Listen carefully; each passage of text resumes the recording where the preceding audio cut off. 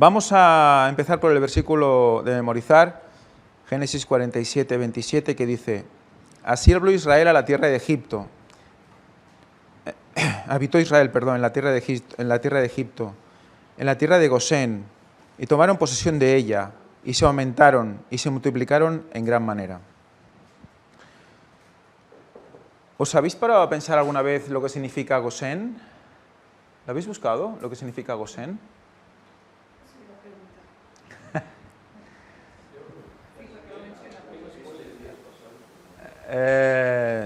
Es interesante porque si recordáis el culto que pude dar la semana pasada, más o menos, no cal que sea. Así de repente, ¿qué recordáis? ¿No? La lluvia, el torrente. ¿Recordáis algo que hablamos? ¿No? De la lluvia potente y luego un torrente que baja y se lo destruye todo, lo rompe todo, ¿no? Pues Gosén significa llover violentamente.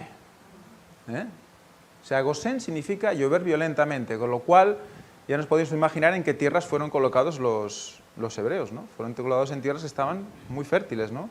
Seguro que se llamaba así por el hecho de que, bueno, seguro que había buenas lluvias abundantes, o quizás porque estaba todo ¿no? en la parte más fértil del delta del Nilo, ¿no? Pero es interesante que sea llover violentamente o llover fuertemente, ¿no? Porque recordad, ¿no? Como esa unión de significados entre el Espíritu Santo, las lluvias temprana y tardía, ¿no? Y como esa lluvia fuerte, ¿no? Que es la lluvia que hace que todo se tambalee, ¿no? Tanto que los que tienen el muro falso sea derrumbado, ¿no? Y caigan, como los que están en el muro de verdad, en el muro fuerte, resistan, porque están aferrados a la verdad, ¿no? En Egipto hubo una lluvia fuerte, digamos, a nivel espiritual. Hubo una lluvia potente que hizo que algo se tambaleara allí, ¿o no?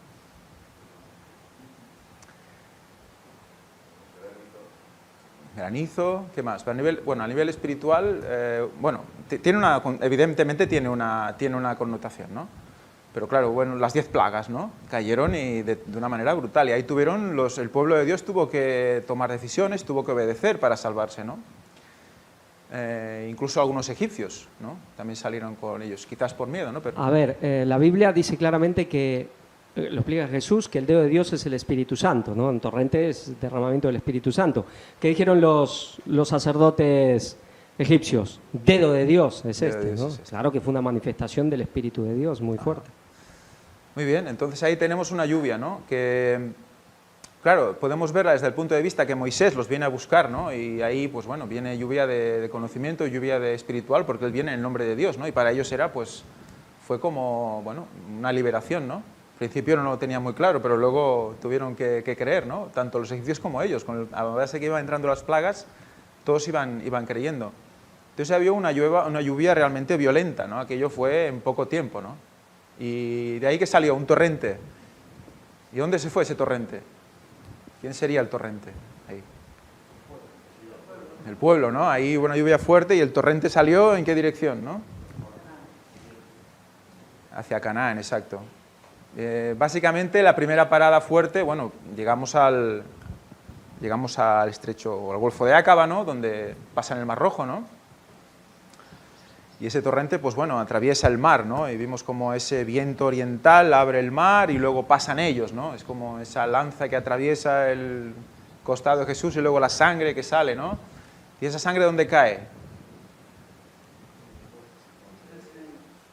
Bueno, sí, la sangre real cae en el propiciatorio, cae en el arca, y ellos como sangre cayeron también, fueron a parar al monte Sinaí, donde se hizo el arca también, ¿no? Sí, además, si uno sigue en línea recta, creo que ahí llega a Beersheba. Beersheba está por el sur, digamos. Bueno, Beersheba es... Bueno, Beersheba es el sur de Israel, pero claro, nosotros estamos atravesando hacia Arabia. Pero si atraviesas de ahí, recto, llegas a Beersheba. ¿Quieres decir de vuelta? Si ellos seguían recto para entrar directo... para entrar por la costa. Ellos llegan a Cádiz para entrar y ahí entran por la zona que está Beersheba. Después al final terminan dando vuelta y hacen un rodeo porque Dom, luego 40 años después, no lo deja entrar. Pero digamos, Beersheba, lo que Luis ha presentado, representa esa zona también lo que es el propiciatorio. Sí, puede ser el pozo del 7 o el pozo del pacto. Me acuerdo que Luis lo presentaba como Abraham, que entra del norte Sí, y llega desde Dan hasta abajo. Beerseba, sí, Si sí. eso seguía, digamos, ese torrente seguía en línea recta, como era la voluntad de Dios, llegaba ahí también, Sí, ¿no? exacto. A eso me refiero. Sí, sí, sí. Muy bien, pues bueno, esa es la primera así alusión, digamos, espiritual del tema, muy interesante, porque un poco va siguiendo la misma línea que pasó con Nabucodonosor, ¿no? Que llega como torrente, destruye todo y se lleva al pueblo, ¿no? Y el pueblo también sale, ¿no? Luego también, digamos, en este caso como siervos o como esclavos, pero esclavos que Dios dice que se hagan esclavos de Nabucodonosor, ¿no? Entonces un poco es un paralelismo que, bueno, se repite en el caso de Moisés también. En la lección del sábado nos recuerda un versículo que luego más adelante vamos a tocar, pero bueno, lo podemos leer. Dice, sin embargo, el hecho de que Israel como pueblo habite en el exilio en Egipto como extranjeros está en tensión con la esperanza de la tierra prometida. Y aunque el mismo libro del Génesis termina con los hijos de Israel en Egipto, algunas de las últimas palabras de José apuntan a otro lugar. Yo voy a morir, mas Dios ciertamente os visitará y os hará subir de esta tierra, la tierra que juró a Abraham, a Isaac y a Jacob, ¿no? Por lo tanto, dentro de esa estancia momentánea en Egipto había una profecía más allá, ¿no? Donde ahí José no iba a enterrar sus huesos, ¿no? Por lo tanto, ya vemos que era como un tema temporal, ¿eh? Egipto era un tema temporal. En la versión de Maestros hay unas citas de Elena White muy interesantes. Por ejemplo, dice que a causa de los servicios que José había prestado a la nación egipcia, no solamente se les otorgó una parte del país para que moraran allí, sino que fueron exonerados del pago de impuestos, ¿no? O sea, tuvieron un trato especial, por todo lo que José había hecho ahí, ¿no? Se les proveyó liberalmente de los alimentos necesarios mientras duró el hambre. El rey reconoció públicamente que gracias a la misericordiosa intervención del Dios de José, Egipto gozaba de abundancia, mientras otras naciones sufrían hambre. Esto está en Patriarcas y Profetas. Luego habla cómo el pueblo, o sea, cómo Dios le ordenó a Moisés también que hiciera toda una serie de cantos, ¿no? Para recordar todas estas hazañas, ¿no? Como antes se pasaban de unos a otros, con cantos se pasaban esto, para que los críos pudieran aprender fácilmente, ¿no? Es algo que, bueno, si os fijáis, eso está científicamente demostrado, ¿no? Los chavales, los niños, cuando aprenden a hablar, de hecho no aprenden intelectualmente a hablar, aprenden por el sonido, el tono que tú les das, ¿no? Pues, ese tono es el tono que los niños aprenden, no aprenden la letra. Entonces poco a poco van asociando eso que le quieres decir al tono a la letra, entonces por la música aprenden, ¿no? Por lo tanto, es interesante que nuestros hijos, ¿no? Hayan aprendido esos himnos o hayan aprendido toda una serie de músicas que luego pues, se les van a quedar para siempre, ¿no? Esos mensajes que van unidos a la música se van a quedar para siempre, por eso la música es tan importante. Es el único lenguaje, digamos, no ambiguo, ¿no? La música entra tal cual, ¿no? Y lo que lleva con ella, eso queda, ¿no? No sé si os pasa a vosotros. Yo no tuve la oportunidad de aprender himnos de pequeño y escuché todo tipo de música, ¿no? Sobre todo música en inglés. Entonces, de vez en cuando, sin querer, te estás tan tranquilo y te recuerdas de una canción que escuchabas cuando tenías 10 años, 12 años, ¿no? Y te suena y te acuerdas incluso hasta algo de la letra, ¿no? Eso es interesante. En cambio, no me acuerdo de lo que aprendí en el colegio en esa época, ¿no? Pero en cambio de la música sí que te acuerdas y de lo que está asociado a esa canción sí, ¿no? Por eso, bueno, es importante el tema de los himnos y la música dentro incluso para trasladar la información, ¿no? Sí, inclusive, y creo que uno lo sabe, es verdad, que dice que la música que más te queda grabada es la de la adolescencia. Ajá, interesante. Sí.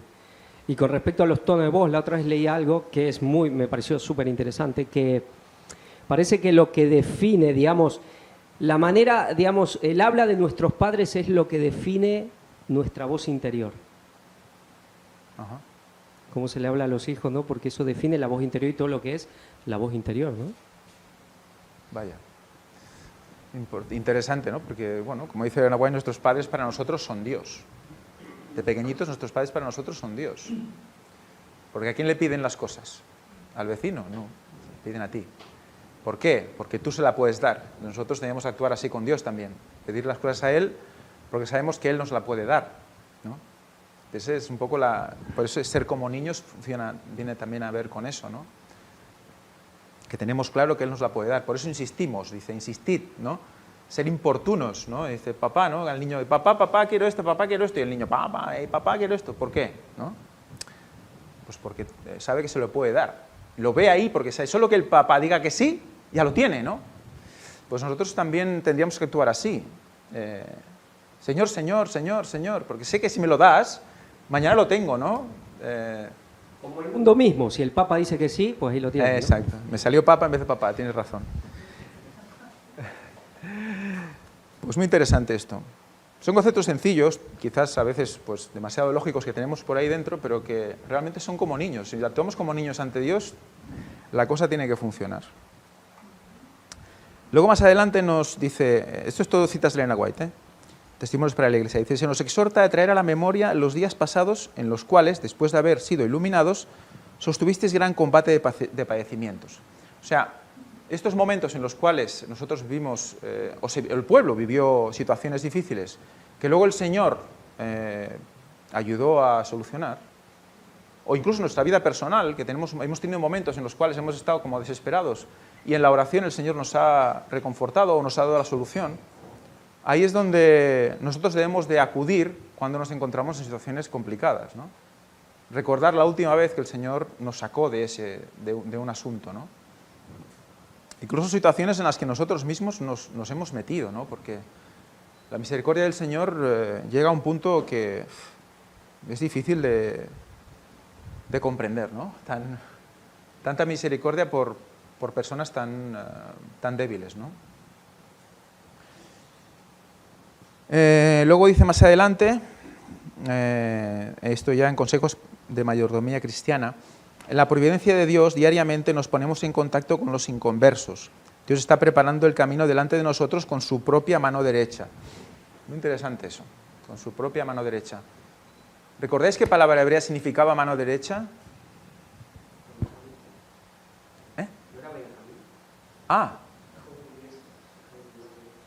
Bueno, pues a lo mejor me equivoco yo. Bueno, yat es mano, sí, pero creo que era fe, o emuné, era la palabra para fe, quiero recordar, y significaba a mi lado derecho o al lado derecho. Y mano derecha quizás sea Benjamín, sí, quizás puede ser. Pero bueno, interesante que él usa la mano derecha, Cristo usa la mano derecha muy a menudo, si lo buscáis. Habla, por ejemplo, que colocará las coronas de los santos con su mano derecha. Y también dice que seremos exaltados a su mano derecha, en otros versículos, ¿no? Y luego vi un escrito de Andrews, creo que hablaba de que escribió la ley con su mano derecha. Eso no lo encuentro en otro lugar. Pero es interesante, ¿no? Como la mano derecha de Dios la utiliza para los momentos clave y además relacionados con el pueblo, ¿no? Relacionado con nosotros, estemos a su derecha. Por lo tanto, al lado de la fe, ¿no? También cuando le dice Cristo, lanzad la red a la derecha de la barca, ¿no? Está hablando de lanzarla por fe, ¿no? Entonces, todo esto son situaciones que, bueno, el mismo José y los mismos hermanos y el mismo Jacob tuvieron que hacer cosas por fe. Veían cosas que se iban cumpliendo, pero claro, ya tenían que moverse por fe. Estaban pasando cosas, les obligaba a hacer algo, pero aún así Jacob también pide consejo al Señor para moverse, ¿no? A Egipto. Porque Egipto era Egipto, ¿no? Sí, esto de la mano derecha, desde luego, parece como también una alegoría, ¿no? Que denota, pues, es donde se concentra el poder de algo, en este caso el de Dios, ¿no? En nosotros también, en general, la población es diestra y con la mano derecha es con lo que lo haces todo y es donde está tu fuerza, digamos, ¿no? También me recuerda un poco al símbolo del cuerno, ¿no? El cuerno también simboliza, pues, ese poder, ¿no? El poder de Dios, ¿no? Es donde el animal, la cornea, es donde se concentra todo el poder en un momento determinado para mover algo, ¿no? Entonces, bueno, me recuerda siempre la mano derecha, pues esa alegoría de lo que es el poder, ¿no? También de ahí surge el poder de que nosotros podamos tener fe, ¿no? Y ahí surge también todos los poderes, todas las dádivas que podemos llegar a recibir, Exacto. ¿no?